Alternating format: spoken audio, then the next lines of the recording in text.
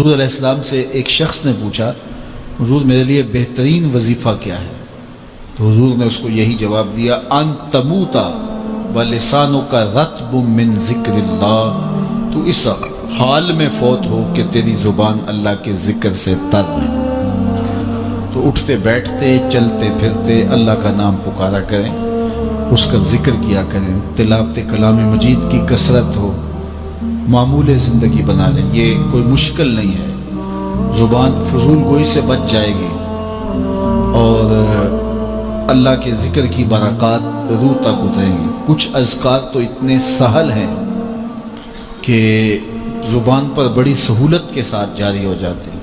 بخاری شریف کی آخری حدیث ہے کلمتان خفیفتان علی اللسان حبیبتان الی الرحمن ثقیلتان علی المیزان سبحان اللہ و بحمدہ سبحان اللہ، کیا ہے؟ سبحان اللہ و بحمدہ سبحان اللہ العظیم۔ اب یہ دو کلمات ایسے ہیں کہ جس کو آپ چلتے پھرتے وضو بے وضو پڑھ سکتے ہیں، کوئی اوکھے نہیں ہے، اس سے زبان نہیں تھکتی، جبڑے نہیں تھکتے، ذہن نہیں تھکتا، دماغ نہیں تھکتا، چلتے پھرتے اٹھتے بیٹھتے وضو بے وضو سوتے جاگتے لیٹے کروٹ لیٹے جیسے بھی آپ پڑھ سکتے ہیں سبحان اللہ و بحمدہ سبحان اللہ العظیم۔ تو جب یہ میزان پہ رکھے جائیں گے پلڑا چکا دیں گے۔ اور ایک روایت میں آتا ہے کہ یہ سبحان اللہ والحمدللہ اس قدر بابرکت کلمات ہیں کہ جب یہ کلمات کہے جاتے ہیں زمین سے آسمان تک جتنی خالی جگہ ہے نور سے بھر جاتی ہے۔ اللہ اکبر۔ تو یہ کیا مشکل ہے کلمات بولتے ہوئے کہتے ہوئے اٹھتے ہوئے سبحان اللہ و بحمدہ اللہ اکبر۔ تو یہ کیا مشکل ہے کلمات بولتے ہوئے کہتے ہوئے اٹھتے ہوئے سبحان اللہ و بحمدہ سبحان اللہ العظیم، یہ اٹھتے بیٹھتے پڑھتے ہیں۔ اس طرح قرآن مجید کی تلاوت، دیگر کلمات طیبہ ہے، دیگر کلمات، تو کہا کہ تو اس حال میں مرے کہ تیری زبان اللہ کے ذکر سے تر رہے۔ کہتے ہیں خاموشی فضول گوئی سے بہتر ہے اور خاموشی سے اللہ کا ذکر بہتر ہے۔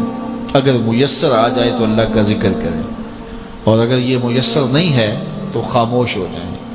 فضول باتیں، غیبت، چغلی، یہ وہ امور ہیں جو باطن کو اجاڑ دیتے ہیں۔ آج میں اور آپ اپنی گفتگو پہ غور کریں، انسان کے زیادہ تر گناہ اس کی زبان کی وجہ سے، اور بہت ساری نیکیاں اس کی زبان کی وجہ سے۔ تو اللہ تعالیٰ نے اس کو 32 دانتوں میں جکڑ کے رکھا ہوا ہے، لیکن یہ پھر بھی بے قابو ہو جاتی ہے۔ تو اس زبان کو کنٹرول میں رکھیں، اس کو اللہ کے ذکر سے تر رکھیں۔ جو زبان اللہ کے ذکر سے تر رہے گی وہ اللہ کی خاص رحمتوں کی حقدار ہوگی۔ والذین هم لفروجہم حافظون، اور وہ اپنی شرمگاہوں کی حفاظت کرتے ہیں۔ یہ فالحین کی نشانی ہے، جو کامیاب لوگ ہیں، اپنی عصمت کے جوہر کو لٹنے نہیں دیتے۔ قیمتی اثاثہ انسان کی آبرو ہے، اگر وہ لٹ جاتی ہے تو پھر باطن کا چہرہ مسخ ہو جاتا ہے، زخمی ہو جاتا ہے روح کا چہرہ، اور روحانی دنیا کے اندر اس شخص کی کوئی قیمت نہیں ہوتی۔ اس لیے جو اپنے باطن کے چہرے کو بچا کے رکھے، اپنی عصمت کی حفاظت کرے، اگرچہ جوانی میں یہ مشکل مرحلہ ہوتا ہے، لیکن میرے رسول نے پورا نصاب دے دیا۔ یا معاشر الشباب من یستطع منکم الباءۃ فلیتزوج فإنہ اغض للبصر واحسن للفرج فمن لم یستطع فعلیہ بالصوم فإنہ لہ وجاء۔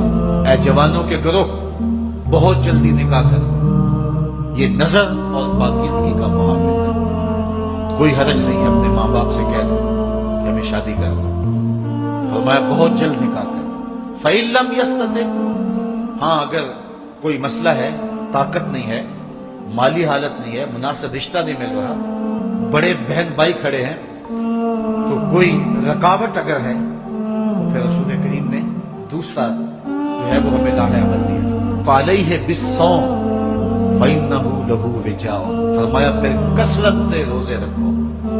رسول اللہ ضمانت دیتے ہیں کہ روزے شہوات کو توڑتے ہیں، رسول اللہ ضمانت دیتے ہیں کہ روزے شہوات کو توڑ دے. جب تک نکاح نہ ہو تو کثرت کے ساتھ روزے کر کے جو ہے وہ اپنی خواہشات کو دبانا چاہیے تاکہ کہیں یہ نہ لٹ جائیں اور روح مسخ نہ ہو جائے اور باطن کا چہرہ زخمی نہ ہو جائے. الا علی ازواجہم او ما ملکت ایمانہم، مگر اپنی بیویوں یا شرعی باندیوں پر جو ان کی ملک میں ہیں، ان کے ہاتھ میں ہیں. فإنہم غیر ملومین، اس پر انہیں کوئی ملامت نہیں ہوگی، یہ تو ان کا شرعی حق ہے. فمن ابتغى وراء ذلک، اور جس نے اس سے تجاوز کیا، فاولئک هم العادون، تو فرمائے یہ حد سے بڑھنے والے لوگ. والذین هم لاماناتہم وعہدہم راعون، یہ نہیں کہ سجدہ کر لو، روزہ رکھ لو، زکوٰۃ دے دو، لیکن جس کا وعدہ کیا ہے اس کو پورا نہ کرو.